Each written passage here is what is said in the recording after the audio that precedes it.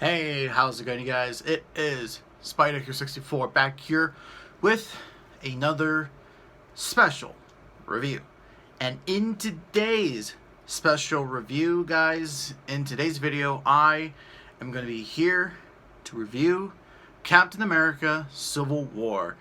So you're probably wondering, why am I reviewing a 5-year-old movie and where has been the MCU reviews? Well, the thing here is that I am doing them. It's just that with the Disney Plus shows, of course, I've been making them.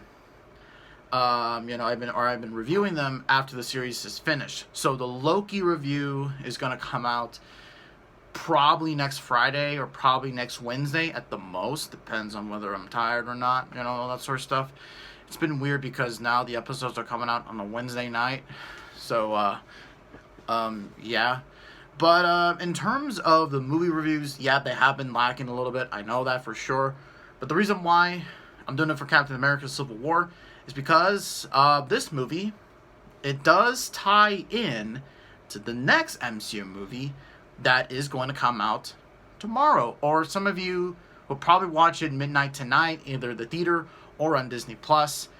You all know it's Black Widow. And here today, I'm just here to talk about Captain America Civil War.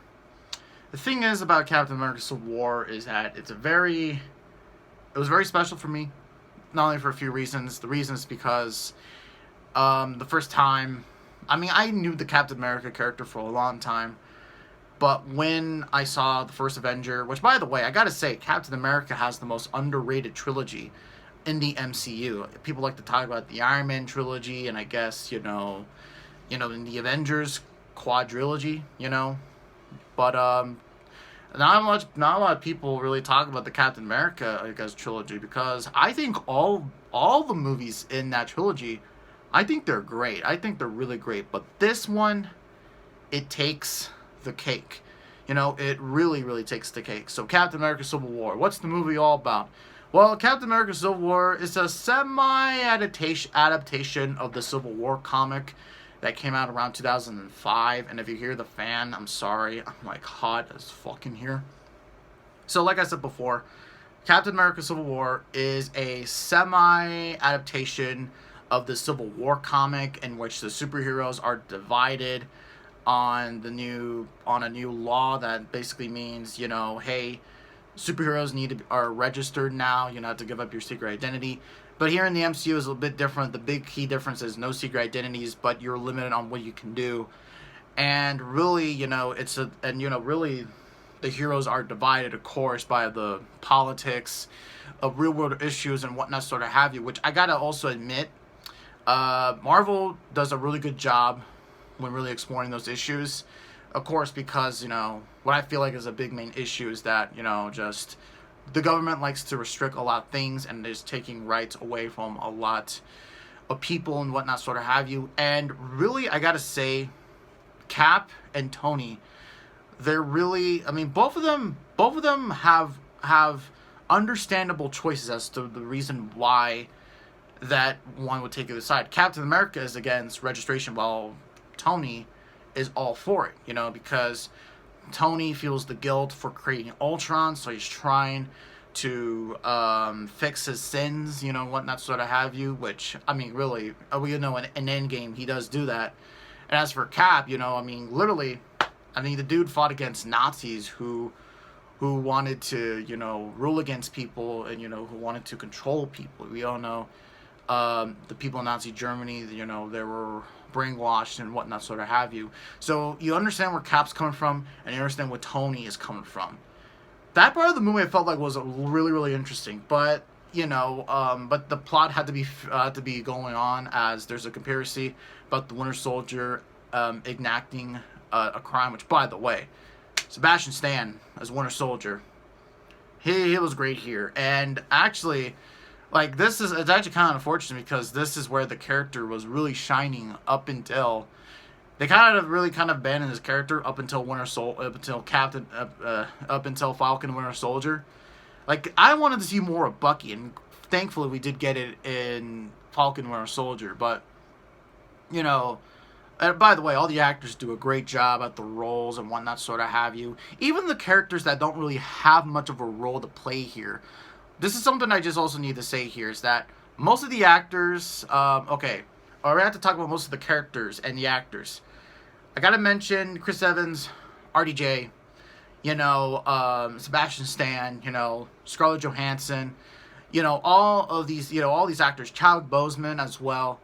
Like the characters that play a really big part in the movie, all those actors are great. As for the other actors who don't really play a role at the movie, like this is really where Wanda and Vision's relationship, it was getting really, like it wasn't really getting, it was getting there. It was kind of getting started. And I just gotta say, thankfully their story was expanded in, the Disney Plus series. And that's definitely something that definitely a lot of the characters in this show needed, or in the movie really needed, and stuff, like Tom Holland, this was his first appearance as Spider-Man. Look what he's doing now. A lot of people like to hate on the new Spider-Man, which I like all of the Spider-Man actors, because really I feel like they did, because all of the different iterations of Spider-Man, they're all different. Of course, Tom Holland's not my favorite. I still like him though, I still really like his depiction of Spider-Man, like I said before. But I mean, if I had to say if I had to say the other character, like I said before, that has a really, really interesting arc going through this whole movie, it has to be Black Panther, T'Challa, Chadwick Boseman. I'm going to say something that's going to be pretty controversial, but I like Black Panther more in this movie than in Black Panther. I think I said it before, but I did like Black Panther, and whatnot, sort of have you. It was just like, it was a little bit of a tone down from Civil War, because in Civil War, his suit is badass, he has a character arc here, whatnot, sort of have you. A lot more interesting, of course, because we all know he's after revenge and whatnot, sort of have you. But then at the end, he learns that, that Bucky didn't kill his father, instead it was Zemo, which also, Daniel Brawl as Zemo. I'm glad he's in Falcon Winter Soldier 2. He's probably one of the most underrated MCU villains, probably too. I would say so, at least. He's underrated. He's heavily, heavily underrated. And I hope we see more of his character. Of course, we saw his character in Falcon Winter Soldier, but it looks like he's going to appear in Season 2. Whatnot, sort of have you. But, and I wanted to leave this movie, or I wanted to leave this review talking about Black Widow here, because, Black Widow, she really didn't choose either side, she was in between, whatnot, sort of have you, and she didn't want to see any of her friends, which, she has a deep relationship with both Cap and Tony, both of those, of course,